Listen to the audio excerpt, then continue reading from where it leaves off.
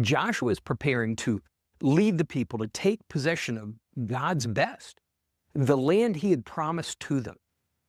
And God makes this amazing promise, this bold, strong commitment to Joshua that no man, nobody will be able to stand against you all the days of your life. It was this confident assurance of victory in every challenge. And I want to share why I want you to claim that promise for yourself and take ownership of it so completely that it becomes part of your identity, that you have that same confident assurance, and also how you will begin to see that overflow into blessing for others. And as we jump in, I want you to begin to look at the book of Joshua from the viewpoint that as they took possession naturally to receive God's best, as being symbolic of how you and I possess spiritually to receive God's best. And what we see is a pattern of partnership. That when God said to Joshua, no man will be able to stand against you, it wasn't that, as we know, that as soon as they heard he was coming, they ran away. That no, he still faced the challenges. And what we see is this pattern. First, he has the confident assurance of victory, but it also required getting direction from God, empowerment from God for the victory. And what we see is generally in the natural, this was basically impossible. Generally, every nation they were going to face was bigger, stronger, more powerful than they were. But that was the process of God giving them possession of his best. And then that partnership with that confident assurance of victory, he showed them each time what the strategy was, how to approach it to gain that victory. And the grace, the mercy is, even when they took matters in their own hands, even when they did it wrong, like with Ai, again, all they had to do was realign, go back to God, and he gave them specific instructions how to win that battle. Even when we would begin to condemn ourselves that we blew it, God continued to be faithful to show them how to take that victory, to take possession.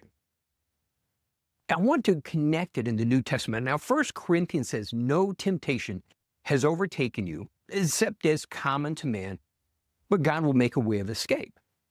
Now, here's what's interesting. When it says no temptation is overtaking you, that's accurate. But it also means no trial, no challenge has overtaken you except as common, and God will make a way of escape. It literally can mean either or both, depending on the context.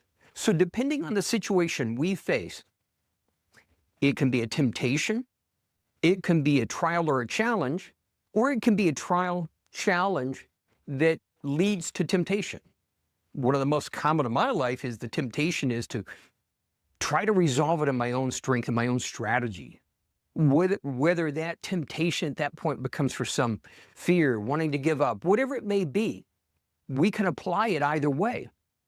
But when we come at it with that same confident assurance, like God gave Joshua, that no challenge, no trial will stand against you all the days of your life. It was not also just a promise as long as you're taking possession of the promised land.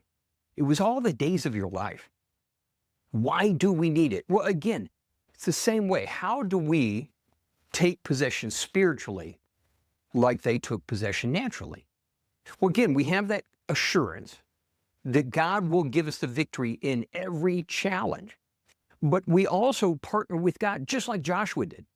That in every challenge, we start with that foundation of the confident assurance that God will give us the victory. It's, first off, one of those transformational truths that really separate those who rise from those who just are unwilling to believe God's best. But from there, we then approach it, what promises are appropriate for that situation? Whether it's a promise in God's word or it's a commitment, something he's spoken to you, and beginning to stand on that. And so remembering that every promise of God contains in it both the power for its own fulfillment and the authority to release that.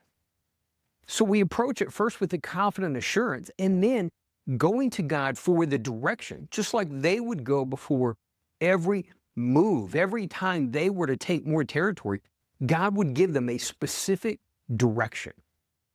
Going back to Ai, where at first they blew it, but then God realigned them. He faithfully gave them a specific plan on how to deal with the challenge, despite them blowing it. But there was also an interesting aspect.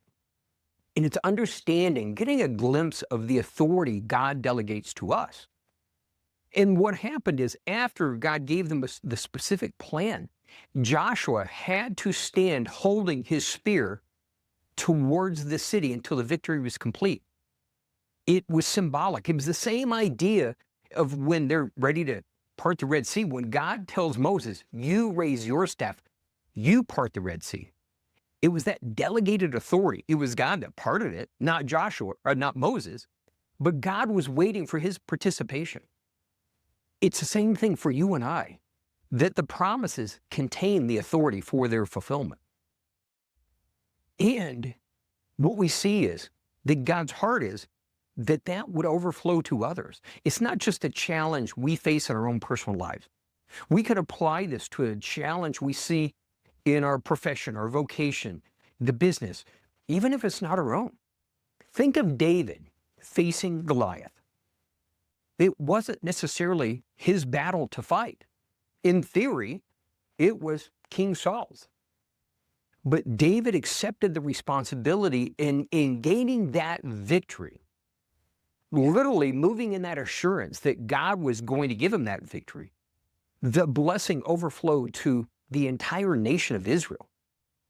In the same way, God is calling you to be that kind of kingdom leader, that whether you're in front, whether you're recognized, or whether you're more obscure, whether you're one of those that likes to stay in the background, God is still calling you to that leadership role. And that confident assurance that no challenge will stand against you all the days of your life. And that by partnering with God, that blessing will overflow to others. It's a challenge, it's a mandate for you to accept.